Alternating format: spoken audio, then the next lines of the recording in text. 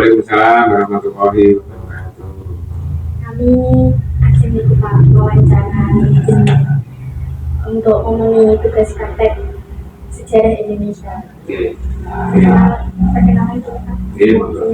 Ya, nama saya Abdul Syukur. Saya orang tua dari Kebetulan juga. Oke, monggo apa yang ditanyakan? Mengenai peristiwa reformasi tahun 1998 yang terjadi di hampir semua wilayah Indonesia tentu sangat berdampak pada semua segi kehidupan masyarakat, baik sosial, budaya, ekonomi, dan keamanan seperti demonstrasi, penjarahan, bahkan pembunuhan. Apa yang terjadi di daerah Anda waktu itu? Ada kejadian apa yang Anda lakukan saat itu? Oke, terima kasih pertanyaan bagus. Jadi ketika tahun 1998 itu di seluruh daerah di seluruh wilayah di kota di Indonesia ini terjadi yang namanya people power atau kerusuhan yang terjadi akibat tidak kepuasan warga negara Indonesia terhadap pemerintah baru. Ya, jadi ketika itu Orde Baru ini suatu tatanan yang tidak sesuai dengan demokrasi kita. Jadi masyarakat sudah bosan, kemudian dilakukanlah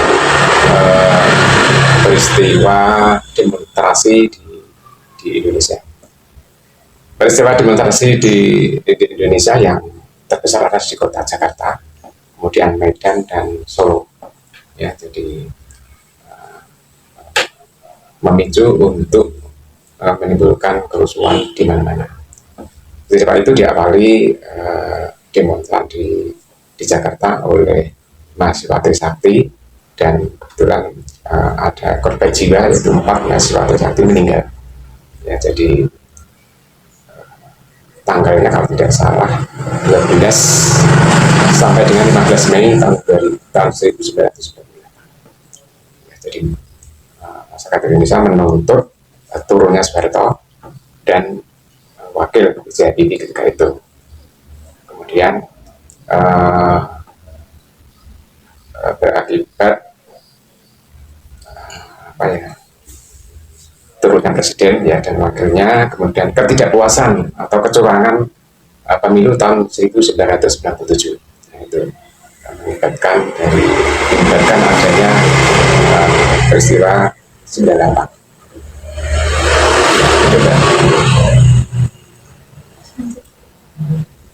Untuk itu, yang kedua itu krisis moneter yang terjadi akibat nilai mata uang rupiah menurun, utang luar negeri yang melambung dan menyebabkan daya beli masyarakat menurun, merupakan salah satu sebab marahnya masyarakat terhadap pemerintah Orde Baru saat itu.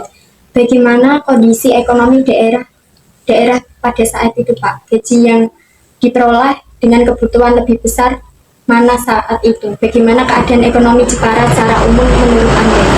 Ya. Tidak hanya di Indonesia, Mbak, ya. Jadi ketika itu adalah terjadi krisis ekonomi di Asia, ya.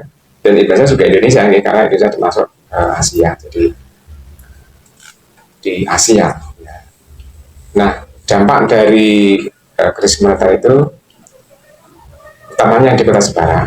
Ini untuk pelaku usaha ya, yang mengekspor justru menguntungkan, karena kan nilainya dolar meningkat, rupiah turun. Ya, jadi malah kalau yang ekspor kaya raya ya menguntungkan Indonesia, tapi kalau yang impor justru ekonomi Indonesia turun. Ketika itu memang kebutuhan masyarakat ini sangat betul-betul mengalami krisis ekonomi ya, sulit untuk melakukan tindakan perekonomian. Gaji PNS saja ya, kebetulan PNS itu kan gajinya kecil ya.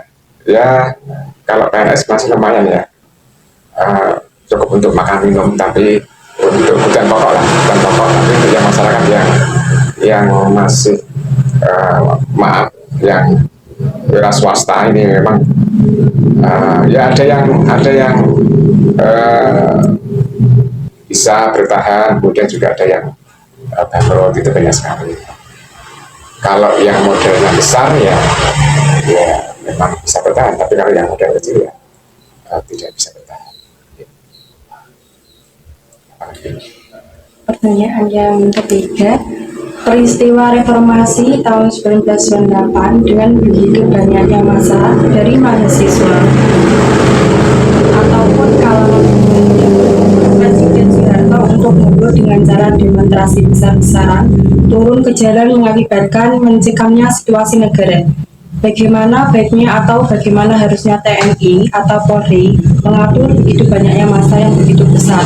Apakah langkah pengamanan dan pengendalian TNI atau Polri saat itu sudah tepat menurut Anda? Dan siapakah yang bertanggung jawab terhadap kematian beberapa mahasiswa saat itu? Ya, TNI dan Polri memang fungsinya sebagai penjaga keamanan negara Kesatuan Republik Indonesia ya. Tapi karena masyarakat ini begitu kuatnya untuk melakukan demonstrasi, ya bisa saja TNI dan Polri ini tidak kurang mampu untuk melaksanakan pengamanan rakyat yang melakukan demonstrasi. Kemudian mengenai mahasiswa yang meninggal, itu adalah tanggung jawab negara, pemerintah ya, karena kan di mana negara ini adalah melindungi segenap bangsa Indonesia ya. Yang bertanggung jawab ya memang negara. Terutama peristiwa-peristiwa yang terjadi ya di Jakarta, Solo dan Medan ini sangat keras sekali ya, pembakaran mall ya, kemudian sarana-sarana umum ya seperti perkantoran, kemudian pasar ini dibakar oleh massa karena ketidakpuasan daripada pemerintah Orde Baru yang mana melanggengkan kekuasaan presiden pada saat itu. Untuk yang terakhir Pak, dari beberapa presiden yang pernah menjabat memimpin Indonesia tentu memiliki kelebihan dan kekurangan. Dan dari pengalaman atau cerita yang Anda lalui, siapa presiden yang menurut Anda terbaik di antara yang terbaik? Apa alasannya?